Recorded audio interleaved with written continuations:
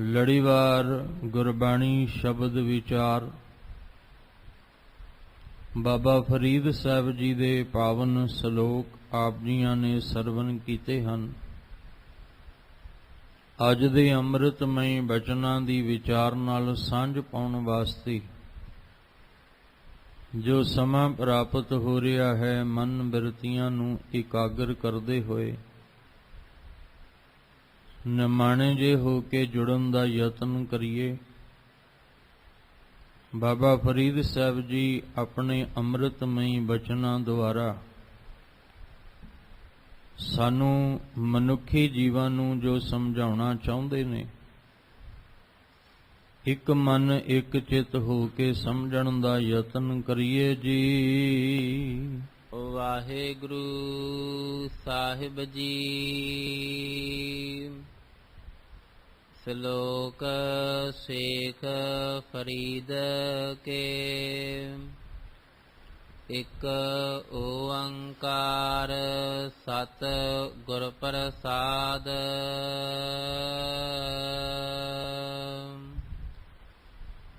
ਸਾਡੇ ਤ੍ਰੈ ਮਣ ਦੇਹੁਰੀ ਚੱਲੇ ਪਾਣੀ ਅੰਨ।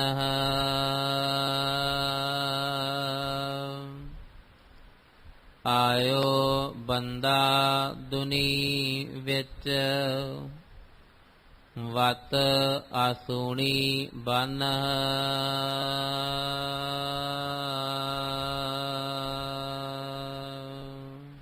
ਆਪ ਜੀ ਰੋਜ਼ਾਨਾ ਇਸ ਅਸਥਾਨ ਤੋਂ ਬਾਬਾ ਫਰੀਦ ਸਾਹਿਬ ਜੀ ਦੇ ਪਾਵਨ ਸ਼ਲੋਕ ਦੀ ਵਿਚਾਰ ਨਾਲ ਸਾਂਝ ਪਾਉਂਦੇ ਆ ਰਹੇ ਹੋ।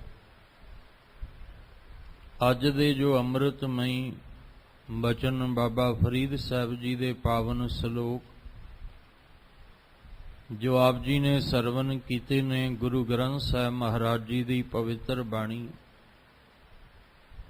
ਪਾਵਨ ਅੰਗ 1383 ਦੇ ਉੱਪਰ ਸੁਭਾਏਮਾਨ ਹਨ। ਬਾਬਾ ਫਰੀਦ ਸਾਹਿਬ ਜੀ ਹਰ ਇੱਕ ਇਨਸਾਨ ਨੂੰ, ਹਰ ਇੱਕ ਪ੍ਰਾਣੀ ਨੂੰ, ਮਨੁੱਖ ਨੂੰ ਮੌਤ ਚੇਤੇ ਕਰਵਾਉਂਦਿਆਂ ਹੋਇਆਂ ਪਰਮੇਸ਼ਵਰ ਦੇ ਨਾਲ, ਰੱਬ ਦੇ ਨਾਲ ਜੋੜਨਾ ਚਾਹੁੰਦੇ ਨੇ।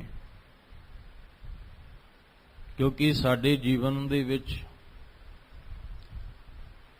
ਖਾਣਾ ਪੀਣਾ, ਹੱਸਣਾ ਸੌਣਾ ਵਿਸਰ ਗਿਆ ਹੈ, ਮਰਨਾ। ਇਸ ਜ਼ਿੰਦਗੀ ਦੇ ਅੰਦਰ ਸਾਨੂੰ ਖਾਣਾ ਪੀਣਾ ਚੇਤੇ ਹੈ, ਹੱਸਣਾ ਖੇਡਣਾ ਤੇ ਸੌਣਾ ਚੇਤੇ ਹੈ, ਪਰ ਜਿਹੜਾ ਮਰਨਾ ਹੈ ਉਹ ਮੌਤ ਸਾਨੂੰ ਭੁੱਲ ਗਈ। ਮਰਨਾ ਭੁੱਲਣ ਦੇ ਨਾਲ ਕੀ ਹੋਇਆ, ਸਾਨੂੰ ਰੱਬ ਵੀ ਭੁੱਲ ਗਿਆ। ਤੇ ਜਦੋਂ ਰੱਬ ਭੁੱਲਿਆ, ਅਸੀਂ ਰੱਬ ਜੀ ਨੂੰ ਵਿਸਾਰ ਦਿੱਤਾ, ਤਾਂ ਸਾਡੇ ਜੀਵਨ ਦੇ ਅੰਦਰ ਖੁਆਰੀ ਹੋ ਗਈ। ਅਸੀਂ ਦਿਨ ਪ੍ਰਤੀ ਦਿਨ ਖੁਆਰ ਹੋ ਰਹੇ ਹਾਂ। ਸਾਡੇ ਜੀਵਨ ਦੀਆਂ ਚਿੰਤਾਵਾਂ, ਸਾਡੇ ਜੀਵਨ ਦਾ ਦੁੱਖ, ਸਾਡੇ ਜੀਵਨ ਦੀ ਭਟਕਣਾ ਜਿਹੜੀ ਹੈ ਇਹ ਦਿਨੋਂ ਦਿਨ ਵੱਧ ਰਹੀ ਹੈ, ਜੇ ਅਸੀਂ ਰੱਬ ਨੂੰ, ਰੱਬ ਜੀ ਨੂੰ ਭੁਲਾ ਕੇ ਚੱਲਦੇ ਹਾਂ। ਹਰ ਵਿਸਰਤ ਸਦਾ ਖੁਆਰੀ। ਤੇ ਜਿਨ੍ਹਾਂ ਨੂੰ ਪਰਮੇਸ਼ਵਰ ਰੱਬ ਜੀ ਚੇਤੇ ਨੇ, ਤਾਂ ਕੋ ਧੋਖਾ ਕਹਾਂ ਵਿਆਪੈ, ਜਾਂ ਕੋ ਓਟ ਤੁਹਾਰੀ। ਇਸ ਲਈ ਸਭ ਤੋਂ ਵੱਡੀ ਗੱਲ ਬਾਬਾ ਫਰੀਦ ਸਾਹਿਬ ਜੀ ਨੇ ਦੇਖੀ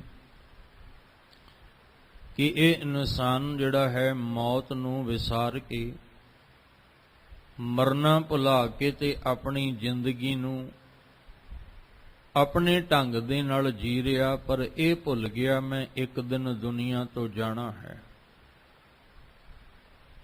ਤੇ ਜਿਹੜੇ ਮੈਂ ਕਰਮ ਕਰਦਾ, ਭਾਵੇਂ ਮਾੜੇ ਨੇ ਭਾਵੇਂ ਚੰਗੇ ਨੇ, ਉਹਦਾ ਇੱਕ ਦਿਨ ਲੇਖਾ ਹੋਣਾ ਹੈ।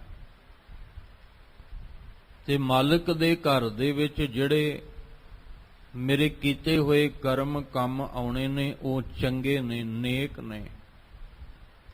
ਮਾੜੇ ਕਰਮ ਕੀਤੇ ਹੋਏ ਮੇਰੇ ਦੁਨੀਆ ਵਿੱਚ ਤਾਂ ਕੰਮ ਆ ਸਕਦੇ ਨੇ, ਪਰ ਉਸ ਮਾਲਕ ਦੇ ਘਰ ਵਿੱਚ ਮੇਰੇ ਕੀਤੇ ਹੋਏ ਮਾੜੇ ਕੰਮ ਜਿਹੜੇ ਨੇ ਉਹ ਉਸ ਮਾਲਕ ਦੇ ਘਰ 'ਚ ਮੇਰੇ ਕੰਮ ਨਹੀਂ ਆ ਸਕਦੇ।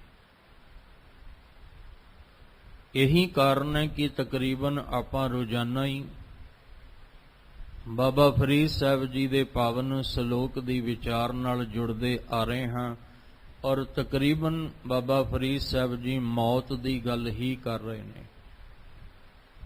ਕਈ ਵਾਰ ਐਸਾ ਹੁੰਦਾ ਹੈ ਕਿ ਜਦੋਂ ਸਵੇਰੇ ਮੌਤ ਦੀ ਗੱਲ ਹੋਵੇ ਤੇ ਬੰਦਾ ਕਹਿੰਦਾ ਲਓ ਜੀ ਦਿਨ ਚੜ੍ਹਦਿਆਂ ਹੀ ਮੌਤ ਦੀ ਗੱਲ ਲੈ ਕੇ ਬਹਿ ਗਏ, ਕੋਈ ਹੋਰ ਗੱਲ ਨਹੀਂ, ਸਿਰਫ ਮੌਤ ਦੀ ਹੀ ਗੱਲ। ਕਿਉਂਕਿ ਅਸੀਂ ਮੌਤ ਸ਼ਬਦ ਜਿਹੜਾ ਇਹ ਸੁਣਨਾ ਹੀ ਨਹੀਂ ਚਾਹੁੰਦੇ। ਮਰਨਾ, ਮੌਤ, ਇਹ ਸ਼ਬਦ ਅਸੀਂ ਸੁਣਨਾ ਹੀ ਨਹੀਂ ਚਾਹੁੰਦੇ ਹਾਂ। ਜੇ ਕੋਈ ਕਵੇ ਕਿ ਮੈਂ ਤੇ ਮਰ ਜਾਣਾ ਜਾਂ ਮੌਤ ਆਏਗੀ, ਪਤਾ ਨਹੀਂ ਕਦੋਂ ਆਉਣਾ, ਤੇ ਅਸੀਂ ਕਹਿ ਦਿੰਦੇ ਹਾਂ ਵੀ ਤੂੰ ਕੋਈ ਹੋਰ ਗੱਲ ਕਰ। ਕਿਉਂਕਿ ਮੌਤ, ਅਸੀਂ ਇਹ ਸ਼ਬਦ ਸੁਣਨਾ ਹੀ ਨਹੀਂ ਚਾਹੁੰਦੇ। ਕਿਉਂ ਨਹੀਂ ਸੁਣਨਾ ਚਾਹੁੰਦੇ? ਕਿਉਂਕਿ ਅਸੀਂ ਅਸਲੀਅਤ ਤੋਂ ਵਾਕਿਫ ਨਹੀਂ, ਅਸਲੀਅਤ ਤੋਂ ਅਣਜਾਣ ਹੋਣ ਕਰਕੇ ਅਸੀਂ ਇਹ ਨਾਮ ਸੁਣਨਾ ਹੀ ਨਹੀਂ ਚਾਹੁੰਦੇ। ਕਿਸੇ ਦੇ ਜਨਮ ਦਿਨ ਦੇ ਉੱਤੇ ਤੁਸੀਂ ਉਹਨੂੰ ਕਹੋ ਵੀ ਤੇਰੀ ਜ਼ਿੰਦਗੀ ਦਾ 1 ਸਾਲ ਘਟ ਗਿਆ, 365 ਦਿਨ ਤੇਰੀ ਜ਼ਿੰਦਗੀ ਦੇ ਘਟ ਗਏ ਤੇ ਪਤਾ ਹੀ ਨਹੀਂ ਕਿੰਨੇ ਕੁ ਸਵਾਸਾਂ ਦਾ ਤੈਨੂੰ ਘਾਟਾ ਪੈ ਗਿਆ, ਤੇ ਉਹਨੇ ਕਹਿਣਾ ਕਮ ਸੇ ਕਮ ਜਨਮ ਦਿਨ ਵਾਲੇ ਦਿਨ ਤਾਂ ਕੋਈ ਖੁਸ਼ੀ ਦੀ ਗੱਲ ਕਰ। ਉਹਦਾ ਕਾਰਨ ਇਹੀ ਹੈ ਕਿ ਵਿਸਰ ਗਿਆ ਹੈ ਮਰਨਾ। ਖਸਮ ਵਿਸਾਰ ਖੁਆਰੀ ਕੀਨੀ ਤ੍ਰਿਗ ਜੀਵਨ ਨਹੀਂ ਰਹਿਣਾ। ਇਹ ਜੀਵਨ ਤਾਂ ਫਿਰ ਵੀ ਨਹੀਂ ਰਹਿਣਾ ਜੇ ਆਪਾਂ ਮੌਤ ਦੀ ਗੱਲ ਨਹੀਂ ਵੀ ਕਰਾਂਗੇ, ਪਰ ਮਲਕਲ ਮੌਤ ਹੈ। ਇਹ ਜਿਹੜਾ ਮੌਤ ਸਚਾਈ ਹੈ, ਇਹਨੂੰ ਇੱਕ ਨਾ ਇੱਕ ਦਿਨ ਕਬੂਲਣਾ ਪਏਗਾ। ਨਹੀਂ ਸੁਣਨਾ ਚਾਹੁੰਦੇ, ਨਹੀਂ ਇਹਦੇ ਨਾਲ ਜੁੜਨਾ ਚਾਹੁੰਦੇ, ਤਾਂ ਹੀ ਸਾਡੇ ਅੰਦਰ ਇੱਕ ਡਰ ਬੈਠਾ ਹੋਇਆ ਹੈ। ਜਦੋਂ ਅਸੀਂ ਇਹਨੂੰ ਸਮਝ ਲਾਂਗੇ, ਇਸ ਸਬਜੈਕਟ ਨੂੰ ਸਮਝ ਕੇ ਚੱਲਾਂਗੇ, ਇਹੀ ਡਰ ਸਾਡੇ ਲਈ ਆਨੰਦ ਬਣ ਜਾਏਗਾ। ਜਦੋਂ ਇਹਨੂੰ ਅਸੀਂ ਚੇਤੇ ਕਰਾਂਗੇ ਤਾਂ ਇਹੀ ਕਬੀਰ ਜਿਸ ਮਰਨੇ ਤੇ ਜਗ ਡਰੈ ਮੇਰੇ ਮਨ ਆਨੰਦ। ਜਦੋਂ ਇਹਨੂੰ ਅਸੀਂ ਚੇਤੇ ਰੱਖਾਂਗੇ, ਯਾਦ ਰੱਖਾਂਗੇ, ਹਰ ਪਲ ਯਾਦ ਰੱਖਾਂਗੇ, ਤਾਂ ਫਿਰ ਇਹੀ ਤੁਹਾਡੇ ਜੀਵਨ ਵਿੱਚ ਖੁਸ਼ੀ ਆਨੰਦ ਬਣ ਜਾਏਗਾ। ਇਸੇ ਲਈ ਉਦਾਹਰਨਾਂ ਦੇ ਦੇ ਕੇ ਬਾਬਾ ਫਰੀਦ ਸਾਹਿਬ ਜੀ ਨੇ ਸਮਝਾਇਆ। ਕਿਤੇ ਦਰਿਆਵਾਂ ਤੇ ਬੈਠੇ ਹੋਏ ਹੰਸ ਦੀ ਗੱਲ ਕੀਤੀ, ਬਗਲੇ ਦੀ ਗੱਲ ਕੀਤੀ, ਔਰ ਕਿਤੇ ਦਰਿਆਵਾਂ ਦੇ ਕਿਨਾਰਿਆਂ ਦੀ ਜਾਂ ਉਹਨਾਂ ਦੇ ਲੱਗੇ ਹੋਏ ਰੁੱਖਾਂ ਦੀ ਗੱਲ ਕੀਤੀ। ਅੱਜ ਦਾ ਜਿਹੜਾ ਬਚਨ ਆਪ ਜੀ ਨੇ ਸਰਵਣ ਕੀਤਾ ਹੈ, ਇਹਦੇ ਵਿੱਚ ਬਾਬਾ ਫਰੀਦ ਸਾਹਿਬ ਜੀ ਸਾਡੀ ਇਸ ਦੇਹ, ਸਾਡੇ ਇਸ ਸਰੀਰ ਦੀ ਗੱਲ ਕਰਦੇ ਨੇ। ਅਸਲ ਵਿੱਚ ਸਾਨੂੰ ਦੇਹਰੀ ਦਾ ਵੀ ਭੁਲੇਖਾ ਪੈ ਗਿਆ। ਅਸੀਂ ਬਾਹਰ ਜਿਹੜੇ ਸੀ ਉਹ ਥਾਂ ਟਿਕਾਣੇ ਬਣਾ ਦਿੱਤੇ। ਜਿਹੇ ਦੇਹ ਜਿਹੜੀ ਸਾਡੀ ਆਪਣੀ ਸੀ, ਇਸ ਦੇਹ ਨੂੰ ਜਾਣਨ ਦੀ ਬਜਾਏ ਅਸੀਂ ਬਾਹਰੋਂ ਜਿਹੜੀਆਂ ਉਹ ਥਾਵਾਂ ਬਣਾਤੀਆਂ। ਕਿਸੇ ਨੇ ਜਠੇਰੇ ਬਣਾ ਲਏ, ਕਿਸੇ ਨੇ ਵਡੇਰੇ ਬਣਾ ਲਏ, ਕਿਸੇ ਨੇ ਕੋਈ ਥਾਂ ਬਣਾ ਲਈ, ਕਿਸੇ ਨੇ ਕੋਈ ਦਿਉਰਾ ਬਣਾ ਲਿਆ, ਬਸ ਉਹਦੇ ਨਾਲ ਹੀ ਜੁੜ ਗਿਆ। ਜਿਹੜਾ ਦਿਉਰਾ ਸਾਨੂੰ ਮਾਲਕ ਨੇ ਦਿੱਤਾ ਸੀ, ਉਹਦੀ ਸਮਝ ਨਹੀਂ ਆਈ। ਇਸ ਲਈ ਕਹਿ ਰਹੇ ਨੇ ਆਹ ਜਿਹੜੀ ਤੇਰੀ ਦੇਹੀ ਹੈ ਨਾ, ਇਹ ਪਾਣੀ ਔਰ ਅੰਨ ਦੇ ਨਾਲ ਚੱਲਦੀ ਹੈ। ਜੇ ਇਹਨੂੰ ਪਾਣੀ ਨਹੀਂ ਮਿਲੇਗਾ ਤਾਂ ਵੀ ਇਹ ਖਤਮ, ਜੇ ਇਹਨੂੰ ਅੰਨ ਨਹੀਂ ਮਿਲੇਗਾ ਤਾਂ ਵੀ ਇਹ ਖਤਮ। ਇਹ ਸਰੀਰ ਜਿਹੜਾ ਚੱਲ ਰਿਹਾ, ਇਹ ਜਿਹੜਾ ਰੀਚਾਰਜ ਹੋ ਰਿਹਾ ਹੈ, ਇਹਦੀ ਜਿਹੜੀ ਬੈਟਰੀ ਘਟ ਜਾਂਦੀ ਹੈ। ਜੇ ਅਸੀਂ ਭੋਜਨ ਨਹੀਂ ਖਾਵਾਂਗੇ ਤੇ ਸਰੀਰ ਕਮਜ਼ੋਰ ਹੋ ਜਾਏਗਾ। ਜੇ ਪਾਣੀ ਨਹੀਂ ਅਸੀਂ ਪੀਵਾਂਗੇ ਤਾਂ ਵੀ ਸਾਡਾ ਹਾਲ ਬੁਰਾ ਹੋ ਜਾਏਗਾ। ਇਹ ਸਰੀਰ, ਇਹ ਦੇਹੀ, ਇਹ ਦਿਹੁਰਾ ਜਿਹੜਾ ਹੈ, ਇਹ ਚੱਲਦਾ ਹੀ ਅੰਨ ਤੇ ਪਾਣੀ ਦੇ ਸਹਾਰੇ ਹੈ। ਪਰ ਜਿਹੜੀ ਸਾਡੀ ਜਿੰਦ ਹੈ ਉਹਨੇ ਅੰਨ ਤੇ ਪਾਣੀ ਦੇ ਸਹਾਰੇ ਨਹੀਂ ਚੱਲਣਾ, ਨਾ ਹੀ ਉਹਨੂੰ ਪਾਣੀ ਤੇ ਅੰਨ ਦੀ ਲੋੜ ਹੈ।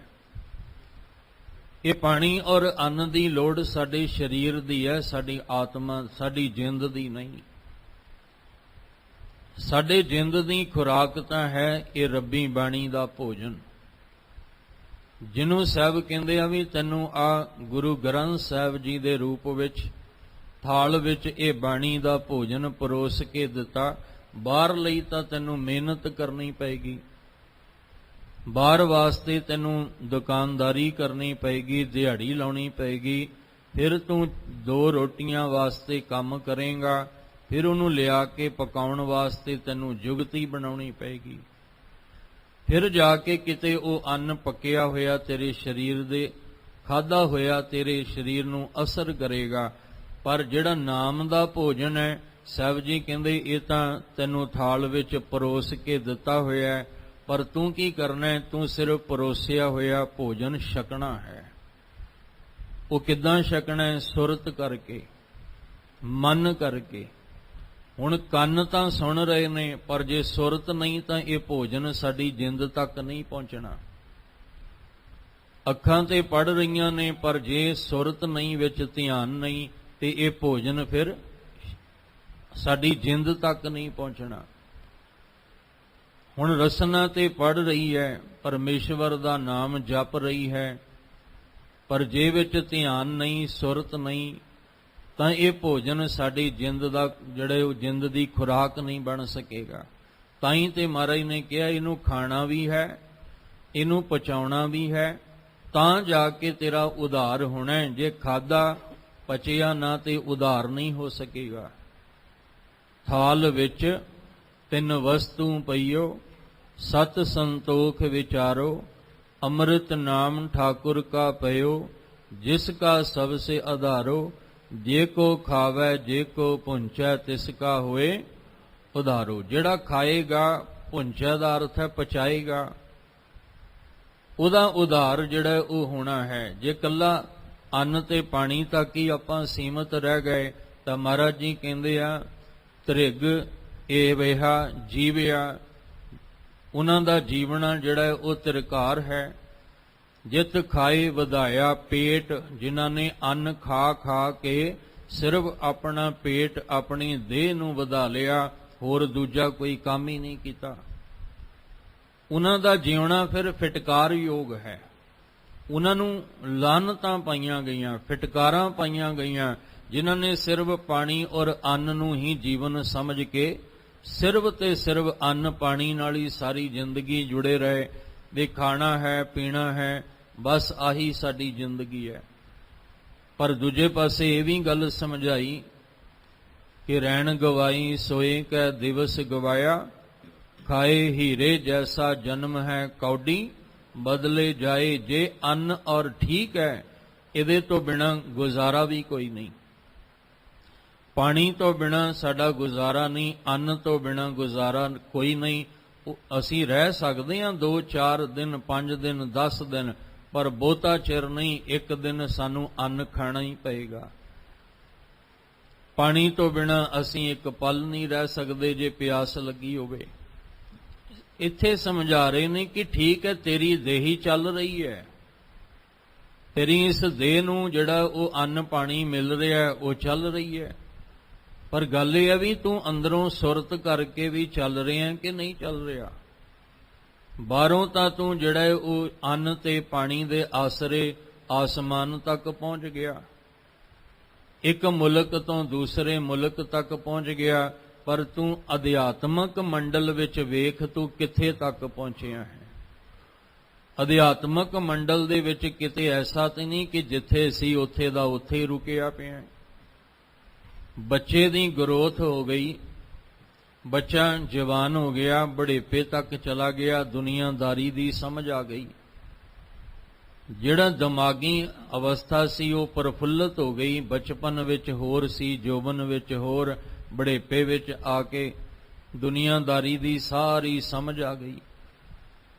ਹੁਣ ਬਾਹਰੋਂ ਤਾਂ ਇਸ ਦਿਮਾਗ ਨੇ ਸਾਰੀ ਗੱਲ ਜਿਹੜੀ ਸੀ ਉਹ ਸਮਝ ਲਈ, ਪਰ ਇਹਨੇ ਅੰਦਰ ਵਾਲੀ ਜਿੰਦ ਦੀ ਗੱਲ ਨੂੰ ਨਾ ਸਮਝਿਆ।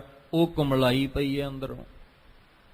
ਉਹਨੂੰ ਜਿਹੜਾ ਭੋਜਨ ਮਿਲਣਾ ਚਾਹੀਦਾ ਸੀ, ਨਾਮ ਦਾ ਰਸ ਮਿਲਣਾ ਚਾਹੀਦਾ ਸੀ, ਉਹ ਅੰਦਰੋਂ ਕੁਮਲਾ ਗਈ। ਨਾ ਰਸ ਮਿਲਣ ਕਰਕੇ, ਨਾ ਭੋਜਨ ਮਿਲਣ ਕਰਕੇ ਉਹ ਕੁਮਲਾਈ ਹੋਈ ਅੰਦਰੋਂ ਰੋਂਦੀ ਹੈ ਕਿ ਮੈਨੂੰ ਆ ਪਰਮੇਸ਼ਵਰ ਦੇ ਨਾਮ ਦੀ ਖੁਰਾਕ ਕਦੋਂ ਮਿਲੇਗੀ। ਇਸ ਲਈ ਕਹਿ ਰਹੇ ਨੇ ਕਿ ਤੇਰੀ ਇਹ ਦੇਹ ਜਿਹੜੀ ਅੰਨ ਪਾਣੀ ਨਾਲ ਚੱਲਦੀ ਹੈ, ਇਹ 3.5 ਮਣ। ਆਪ ਜੀ ਬਜ਼ੁਰਗ ਜਿਹੜੇ ਬੈਠੇ ਹੋ, ਤੁਹਾਨੂੰ ਪਤਾ ਹੈ ਕਿ ਅੱਜ ਦੇ ਤੋਲ ਤੇ ਪੁਰਾਤਨ ਤੋਲ ਵਿੱਚ ਜ਼ਮੀਨ ਆਸਮਾਨ ਦਾ ਫਰਕ ਹੈ। ਪੁਰਾਤਨ ਸਮੇਂ ਦੇ ਵਿੱਚ 2 ਤਰ੍ਹਾਂ ਦੇ ਤੋਲ ਹੁੰਦੇ ਸੀ, ਇੱਕ ਕੱਚਾ, ਇੱਕ ਪੱਕਾ। ਜਿਹੜਾ ਪੱਕਾ ਤੋਲ ਹੁੰਦਾ ਸੀ ਉਹ 40 ਸੇਰ ਦਾ 1 ਮਣ ਬਣਦਾ ਹੈ, ਔਰ 16 ਸੇਰ ਦਾ 1 ਮਣ ਬਣਦਾ ਜਿਹੜਾ ਕੱਚਾ ਹੁੰਦਾ ਸੀ। ਕੱਚੇ ਔਰ ਪੱਕਾ, ਇਹ 2 ਤੋਲ ਜਿਹੜੇ ਨੇ ਇਹ ਪੁਰਾਤਨ ਸਮੇਂ ਵਿੱਚ ਚੱਲੇ ਨੇ। ਤੇ ਆਹ ਬਾਣੀ ਜਿਹੜੀ ਉਚਾਰੀ ਹੈ ਇਹ ਅੱਜ ਦੇ ਸਮੇਂ 'ਚ ਨਹੀਂ, ਇਹ ਬਾਬਾ ਫਰੀਦ ਸਾਹਿਬ ਜੀ ਦੇ ਸਮੇਂ ਵਿੱਚ ਉਚਾਰਨ ਕੀਤੀ ਹੋਈ ਬਾਣੀ ਹੈ। ਇਸ ਲਈ ਉਸ ਵੇਲੇ ਦੇ ਮਨ ਦੀ ਗੱਲ ਹੋ ਰਹੀ ਹੈ। ਜੇ ਅੱਜ ਦੇ ਅਸੀਂ ਮਨ ਦੀ ਗੱਲ ਕਰੀਏ ਤੇ ਅਸੀਂ ਕਹਾਂਗੇ ਵੀ ਬੰਦੇ ਦੀ ਦੇਹ ਇੰਨੀ ਭਾਰੀ ਹੁੰਦੀ ਹੈ। ਪੁਰਾਤਨ ਸਮੇਂ ਦੇ ਜਿਹੜੇ ਪੱਕਾ ਔਰ ਕੱਚਾ ਤੋਲ ਹੈ, ਉਸ ਮੁਤਾਬਕ ਕੱਚਾ ਤੋਲ ਆਪਾਂ ਜੇ ਕਹੀਏ ਤੇ ਉਸ ਮੁਤਾਬਕ ਕਹਿੰਦੇ 3.5 ਮਣ ਦੇਹੋਰੀ। ਤੇਰੀ ਇਹ ਜਿਹੜੀ ਦੇਹੋਰੀ ਹੈ ਨਾ, ਇਹ ਚਲਦੀ ਕਿਹਦੇ ਆਸਰੇ ਤੇ ਹੈ? ਚੱਲੇ ਪਾਣੀ ਅੰਨ। ਇਹ ਪਾਣੀ ਔਰ ਅੰਨ ਦੇ ਆਸਰੇ ਦੇ ਉੱਤੇ ਚੱਲਦੀ ਹੈ। ਜੇ ਇਹਨੂੰ ਅੰਨ ਔਰ ਪਾਣੀ ਨਹੀਂ ਮਿਲੇਗਾ ਤਾਂ ਇਹ ਦੇਹ ਤੇਰੀ ਜਿਹੜੀ ਹੈ ਇਹ ਕਮਜ਼ੋਰ ਹੋ ਜਾਏਗੀ, ਇਹਦਾ ਚੱਲਣਾ ਮੁਸ਼ਕਲ ਹੋ ਜਾਏਗਾ। ਪਰ ਇਹ ਸਾਨੂੰ ਦੇਹ ਦਿੱਤੀ ਕਿਉਂ ਹੈ? ਸਵਾਲ ਤੇ ਇਹ ਹੈ ਕਿ ਮਨੁੱਖਾ ਦੇਹੋਰਾ ਜਿਹੜਾ ਸਾਨੂੰ ਮਨੁੱਖਾ ਦੇਹੋਰੀ ਮਿਲੀ ਜਾਂ ਇਹ ਦਿਹੋਰਾ ਮਿਲਿਆ, ਇਹ ਕਾਹਦੇ ਵਾਸਤੇ ਮਿਲਿਆ? ਇਸ ਵਾਸਤੇ ਮਿਲਿਆ ਕਿ ਅਸੀਂ ਇਸ ਸਰੀਰ ਵਿੱਚ ਰਹਿ ਕੇ ਨਿਰੰਕਾਰ ਦੇ ਨਾਲ ਜੁੜ ਸਕੀਏ। ਅਸੀਂ ਇਸ ਦੇਹੀ ਵਿੱਚ ਸਤ ਸੰਗਤ ਕਰ ਸਕਦੇ ਹਾਂ, ਪਰਮੇਸ਼ਵਰ ਦੇ ਨਾਮ ਦਾ ਅਭਿਆਸ ਕਰ ਸਕਦੇ ਹਾਂ, ਚੰਗੇ ਤੇ ਮਾੜੇ ਦੀ ਪਰਖ ਕਰ ਸਕਦੇ ਹਾਂ। ਕਿਉਂਕਿ ਜੋ ਬਖਸ਼ਿਸ਼ ਮਨੁੱਖਾ ਦੇਹੀ ਵਿੱਚ ਹੈ ਉਹ ਬਾਕੀ ਦੀਆਂ ਜੂਨਾਂ ਵਿੱਚ ਨਹੀਂ। ਬਾਕੀ ਦੀਆਂ ਜਿੰਨੀਆਂ ਵੀ ਜੂਨਾਂ ਨੇ ਉਹ ਸਤ ਸੰਗਤ ਨਹੀਂ ਕਰ ਸਕਦੀਆਂ। ਰੱਬੀ ਬਾਣੀ ਦੇ ਭੋਜਨ ਦੀ ਆ ਖੁਰਾਕ ਬਣਾ ਕੇ ਉਹ ਇਹ ਨਹੀਂ ਭੋਜਨ ਛਕ ਸਕਦੀਆਂ। ਸਾਨੂੰ ਤਾਂ ਕਹਿੰਦੇ ਰੱਜ ਰੱਜ ਭੋਜਨ ਖਾਵੋ ਮੇਰੇ ਭਾਈ। ਤੁਸੀਂ ਆ ਜਿਹੜਾ ਰੱਬੀ ਬਾਣੀ ਦਾ ਭੋਜਨ ਹੈ ਇਹਨੂੰ ਰੱਜ ਰੱਜ ਕੇ ਖਾਓ। ਜੇ ਬਾਹਰ ਦੇ ਅੰਨ ਦੀ ਗੱਲ ਕੀਤੀ ਤਾਂ ਉਹਦੀ ਵੀ ਇੱਕ ਲਿਮਟ ਹੈ। ਜੇ ਅਸੀਂ ਉਹਨੂੰ ਹੱਦ ਨਾਲੋਂ ਵੱਧ ਖਾਵਾਂਗੇ ਤਾਂ ਕਈ ਤਰ੍ਹਾਂ ਦੇ ਰੋਗ ਬਿਮਾਰੀਆਂ ਆਪਣੇ ਸਰੀਰ ਨੂੰ ਲਾ ਕੇ ਬਹਿ ਜਾਣਗੇ। ਪਰ ਇੱਥੇ ਮਹਾਰਾਜ ਕਹਿੰਦੇ ਰੱਜ ਰੱਜ ਭੋਜਨ ਖਾਵੋ ਮੇਰੇ ਭਾਈ। ਇੱਥੇ ਤੂੰ ਕਸਰ ਛੱਡਣੀ ਕੋਈ ਨਹੀਂ, ਇੱਥੇ ਰੱਜ ਰੱਜ ਕੇ ਖਾ। ਹਰ ਵੇਲੇ ਉੱਠਦਿਆਂ ਬਹਿੰਦਿਆਂ ਸੌਂਦਿਆਂ ਜਾਗਦਿਆਂ ਇਹ ਖੁਰਾਕ ਜਿਹੜੀ ਹੈ ਤੂੰ ਲੈਂਦਾ ਰਹਿ, ਨਾਮ ਦਾ ਭੋਜਨ ਛਕਦਾ ਰਹਿ। ਜੇ ਅਸੀਂ ਰੱਜ ਰੱਜ ਖਾਵਾਂਗੇ ਤੇ ਕੀ ਹੋਏਗਾ? ਮਹਾਰਾਜ ਕਹਿੰਦੇ ਇਹੀ ਫਰਕ ਹੈ ਕਿ ਜਿਹੜਾ ਦੇਹੀ ਵਾਸਤੇ ਤੂੰ ਅੰਨ ਖਾਂਦਾ ਹੈ, ਜ਼ਿਆਦਾ ਖਾਏਗਾ, ਕਈ ਤਰ੍ਹਾਂ ਦੇ ਰੋਗ ਲਾ ਕੇ ਬਹਿ ਜਾਏਗਾ। ਪਰ ਜੇ ਤੂੰ ਨਾਮ ਦਾ ਭੋਜਨ ਛਕੇਗਾ ਤੇ ਕਈ ਰੋਗ ਤੇਰੇ ਅੰਦਰੋਂ ਨਿਕਲ ਜਾਣਗੇ। ਤੇਰੇ ਅੰਦਰੋਂ ਕਈ ਪ੍ਰਕਾਰ ਦੇ ਦੁੱਖ ਤੇ ਰੋਗ ਦਾ ਨਾਸ਼ ਹੋ ਜਾਏਗਾ। ਪਰਮੇਸ਼ਰ ਦਿੱਤਾ ਬੰਨਾ ਦੁੱਖ ਰੋਗ ਕਾ ਡੇਰਾ ਪੰਨਾ। ਤੇਰੇ ਦੁੱਖ ਤੇ ਰੋਗ ਨੂੰ ਮਿਟਾਉਣ ਵਾਸਤੇ ਹੀ ਇਹ ਨਾਮ ਬਾਣੀ ਦੀ ਖੁਰਾਕ ਤੈਨੂੰ ਦਿੱਤੀ ਹੈ। ਹੁਣ ਬੰਦੇ ਨੂੰ ਇਹ ਤੇ ਪਤਾ ਲੱਗ ਗਿਆ ਵੀ ਮੈਂ ਅੰਨ ਤੋਂ ਬਿਨਾਂ ਨਹੀਂ ਜੀ ਸਕਦਾ, ਪਾਣੀ ਤੋਂ ਬਿਨਾਂ ਨਹੀਂ ਮੈਂ ਚੱਲ ਸਕਦਾ। ਪਰ ਕਹਿੰਦੇ ਤੈਨੂੰ ਇਹ ਨਹੀਂ ਪਤਾ ਲੱਗਾ ਵੀ ਇਸ 3.5 ਮਣ ਦੇਹਰੀ ਜਿਹੜੀ ਤੂੰ ਪਾਲ ਲਈ। ਜੇ ਆਪਾਂ ਛੋਟਾ ਬੱਚਾ ਜੰਮਦਾ ਬੱਚਾ ਵੇਖਾਂਗੇ ਉਹਦਾ ਜੰਮਦੇ ਦਾ ਥੋੜੀ ਇੰਨਾ ਭਾਰ ਹੁੰਦਾ ਹੈ। 3.5 ਮਣ ਦੇਹਰੀ ਦਾ ਅਰਥ ਹੈ ਕਿ ਤੂੰ ਸਰੀਰ ਨੂੰ ਇੰਨਾ ਪਾਲ ਕੇ ਵੱਡਾ ਕਰ ਲਿਆ।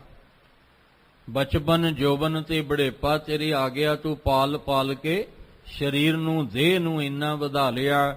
ਪਰ ਇਹ ਨਹੀਂ ਪਤਾ ਕਿ ਮੈਂ ਦੁਨੀਆ 'ਚ ਆਇਆ ਕਿਸ ਵਾਸਤੇ ਹਾਂ।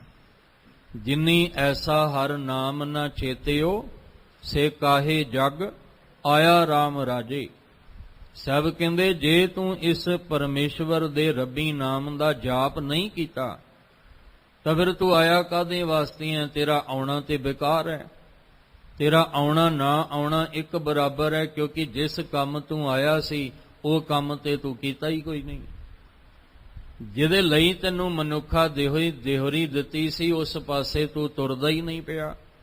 ਕਿੰਨੀ ਵਾਰ ਆਪਾਂ ਇਹ ਬਚਨ ਰਿਪੀਟ ਕੀਤੇ ਔਰ ਤਕਰੀਬਨ ਨਿਤਨੇਮ ਦੇ ਵਿੱਚ ਤਾਂ ਰੋਜ਼ ਹੀ ਪੜ੍ਹਦੇ ਆਂ, ਭਈ ਪ੍ਰਾਪਤ ਮਨੁੱਖ ਦੇਹੋਰੀਆ ਗੋਬਿੰਦ ਮਿਲਣ ਕੀ ਇਹ ਤੇਰੀ ਬਰੀਆ। ਇਹ ਵਾਰੀ ਮਿਲੀ ਸੀ ਸਾਨੂੰ, ਇਹ ਮੌਕਾ ਮਿਲਿਆ ਸੀ ਕਿ ਇਸ ਵਾਰੀ ਵਿੱਚ ਇਸ ਮੌਕੇ ਨੂੰ ਸੰਭਾਲਦਿਆਂ ਹੋਇਆਂ ਅਸੀਂ ਕਹਿ ਸਕੀਏ ਕਿ ਬਹੁਤੇ ਫੇਰ ਪਏ ਕਿਰਪਨ ਕੋ ਅਬ ਕਿਛ ਕਿਰਪਾ ਕੀਜੈ ਮਹਾਰਾਜ ਜੀ। ਹੁਣ ਆ ਜਿਹੜੀ ਤੁਸੀਂ ਦੇਈ ਅੰਨ ਤੇ ਪਾਣੀ ਨਾਲ ਚੱਲਣ ਵਾਲੀ ਦਿੱਤੀ ਹੈ, ਇਹਦੇ ਵਿੱਚ ਕਿਤੇ ਐਸੀ ਕਿਰਪਾ ਹੋ ਜਾਏ ਕਿ ਦੁਬਾਰਾ ਫੇਰਾ ਨਾ ਪਾਉਣਾ ਪਏ।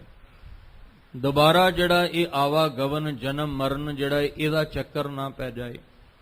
ਤੋ ਬਾਬਾ ਫਰੀਦ ਸਾਹਿਬ ਜੀ ਸਮਝਾ ਰਹੇ ਨੇ ਕਿ ਇਹ ਜਿਹੜੀ 3 ਗੁਣ ਮਨ ਦੀ ਸਾਨੂੰ ਇਹ ਦੇਹੀ ਦਿੱਤੀ ਗਈ ਹੈ, ਇਹਦੇ ਵਿੱਚ ਪਰਮੇਸ਼ਵਰ ਦੇ ਨਾਮ ਦਾ ਅਭਿਆਸ, ਪਰਮੇਸ਼ਵਰ ਦੇ ਨਾਮ ਦੀ ਕਮਾਈ ਕਰਨੀ ਜ਼ਰੂਰੀ ਸੀ।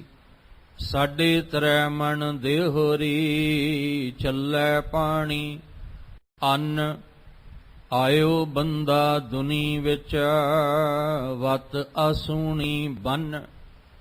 ਅਸੀਂ ਦੁਬਾਰਾ ਸੰਸਾਰ ਵਿੱਚ ਆ ਰਹੇ ਹਾਂ। ਕਿਉਂ ਆ ਰਹੇ ਹਾਂ? ਕਿਉਂਕਿ ਸਾਡੀਆਂ ਜਿਹੜੀਆਂ ਆਸਾਂ ਇੱਛਾਵਾਂ ਨੇ ਨਾ, ਇਹ ਸਾਨੂੰ ਬੰਨ ਕੇ ਫਿਰ ਸੰਸਾਰ ਵਿੱਚ ਲੈ ਆਉਂਦੀਆਂ। ਬੰਦੇ ਦੀਆਂ ਇੱਛਾਵਾਂ ਮੁੱਕਦੀਆਂ ਹੀ ਨਹੀਂ, ਬੰਦੇ ਦੀਆਂ ਆਸਾਂ ਮੁੱਕਦੀਆਂ ਹੀ ਨਹੀਂ ਹੈ। ਮਹਾਰਾਜ ਨੇ ਕਿਹਾ ਸੀ ਜੇ ਤੂੰ ਸਫਲ ਹੋਣਾ ਚਾਹੁੰਦਾ ਤੇ ਆਸਾ ਮਨਸਾ ਸਗਲ ਤਿਆਗੈ ਜਗ ਤੇ ਰਹਿ ਨਿਰਾਸਾ। ਆਹ ਵਾਲੀ ਅਵਸਥਾ ਨੂੰ ਬਣਾ ਕੇ ਰੱਖ। ਪਰ ਸਾਡੀ ਤਾਂ ਸਾਰੀ ਉਮਰ ਆਸ ਮੁੱਕਦੀ ਨਹੀਂ। ਇੱਕ ਆਸ ਪੂਰੀ ਹੋਈ ਤਾਂ ਦੂਜੀ ਤਿਆਰ, ਦੂਜੀ ਪੂਰੀ ਹੋਈ ਤਾਂ ਤੀਜੀ ਤਿਆਰ। ਅੱਜ ਇੱਕ ਆਸ ਲੈ ਕੇ ਆਏ, ਕੱਲ ਦੂਜੀ ਲੈ ਕੇ ਆਏ, ਫਿਰ ਤੀਜੀ ਲੈ ਕੇ ਆਏ। ਫਿਰ ਇਹ ਸਾਰੀ ਉਮਰ ਇਹ ਇੱਛਾਵਾਂ ਦੀ ਪੂਰਤੀ ਹੁੰਦੀ ਨਹੀਂ। ਬੰਦਾ ਆਸਾ ਵਿੱਚ ਹੀ ਜੰਮਦਾ ਹੈ ਤੇ ਆਸਾ ਵਿੱਚ ਹੀ ਮਰ ਜਾਂਦਾ ਹੈ, ਕਿਉਂਕਿ ਅਸਲ ਆਸ ਇਹਦੀ ਪੂਰੀ ਨਹੀਂ ਨਾ ਹੋਈ।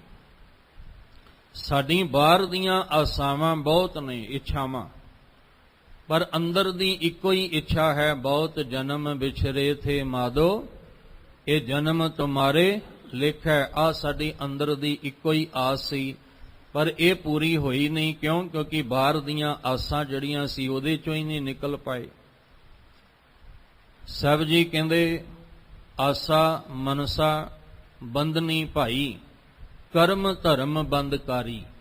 ਜਿਹੜੇ ਤੂੰ ਧਰਮ ਦਾ ਕਰਮ ਵੀ ਕੀਤਾ ਸੀ ਉਹ ਬੰਧਨਾਂ ਤੋਂ ਆਜ਼ਾਦ ਹੋਣ ਲਈ ਕੀਤਾ ਸੀ ਕਿ ਤੂੰ ਇਸ ਬੰਧਨ ਤੋਂ ਆਜ਼ਾਦ ਹੋ ਜਾਏ। ਪਰ ਕਰਮ ਧਰਮ ਬੰਧਕਾਰੀ, ਜਿਹੜੇ ਤੂੰ ਧਰਮ ਦੇ ਨਾਮ ਦੇ ਉੱਤੇ ਕਰਮ ਕੀਤੇ ਉਹਨੇ ਉਹ ਤੈਨੂੰ ਆਜ਼ਾਦ ਨਹੀਂ ਕੀਤਾ, ਸਗੋਂ ਹੋਰ ਤੂੰ ਬੰਧਨਾਂ ਵਿੱਚ ਫਸ ਗਿਆ। ਕਿਉਂ?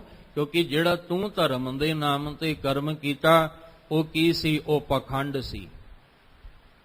ਉਹ ਵਹਿਮ ਔਰ ਭਰਮ ਦੇ ਵਿੱਚ ਪਿਆ ਹੋਇਆ ਕਰਮ ਤੂੰ ਕੀਤਾ ਸੀ। ਕਰਮ ਧਰਮ ਪਾਖੰਡ ਜੋ ਦੀਸੈ ਤਿੰਨ ਜਮ ਜਗਾਤੀ ਲੂਟੈ। ਇਸ ਲਈ ਬਾਬਾ ਫਰੀਦ ਸਾਹਿਬ ਜੀ ਕਹਿ ਰਹੇ ਨੇ, ਕਹਿਣ ਲੱਗੇ ਹੇ ਸੰਸਾਰ ਦੇ ਜੀਵ, ਦੇਖ ਸੰਸਾਰ ਵਿੱਚ ਤੂੰ ਆਇਆ ਹੈ, ਆਇਓ ਬੰਦਾ ਦੁਨੀ ਵਿੱਚ। ਅਸੀਂ ਸਾਰੇ ਬੰਦੇ ਹੀ ਬਣ ਕੇ ਆਏ, ਪਰ ਬੰਦੇ ਦਾ ਕੰਮ ਕੀ ਸੀ? ਕਰ ਬੰਦੇ ਤੂੰ ਬੰਦਗੀ ਜਿਚਰ ਘਟ ਮੈਂ ਸਾਹ। ਜਿੰਨਾ ਚਿਰ ਤੇਰੇ ਅੰਦਰ ਸਾਹ ਹੈ ਤੂੰ ਬੰਦਗੀ ਕਰਿਆ ਕਰ, ਪਰ ਜੇ ਬੰਦਗੀ ਨਹੀਂ ਕੀਤੀ ਤੇ ਫਿਰ ਬੰਦਾ ਕਾਹਦਾ? ਹੇ ਬੰਦਿਆ, ਤੂੰ ਸੰਸਾਰ ਦੇ ਵਿੱਚ ਆਇਆ ਸੀ ਕਾਹਦੇ ਲਈ? ਆਪਣੇ ਮਨ ਦੀ ਆਸ, ਆਤਮਿਕ ਆਸ ਨੂੰ ਪੂਰਾ ਕਰਨ ਲਈ। ਪਰ ਤੂੰ ਜਿਹੜੀ ਆਸ ਅਧੂਰੀ ਰਹਿ ਗਈ, ਉਹਦੇ ਬੰਧਨ ਦੇ ਵਿੱਚ ਬੰਨਿਆ ਹੋਇਆ ਤੂੰ ਫਿਰ ਸੰਸਾਰ ਵਿੱਚ ਆਇਆ। ਜਾਂ ਇੱਕ ਗੱਲ ਹੋਰ ਤੁਸੀਂ ਸਰਵਣ ਕਰਕੇ ਆਇਓ।